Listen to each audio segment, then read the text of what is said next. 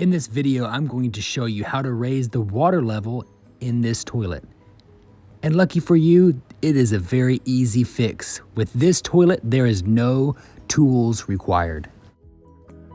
When you flush your toilet, water fills the tank. The water also goes through this hose and goes down the pipe. That water goes into your toilet bowl and fills it up. As long as water is flowing, your toilet bowl is filling. The depth of the water in the tank and likewise the bowl is controlled by the float. You can raise and lower the float depending on your needs. Today I need to raise the water level on this toilet, so I am going to raise the float. On this toilet, all you have to do is press down on a tab on the float and lift the float with your fingers. Every toilet is different, but it's all pretty simple.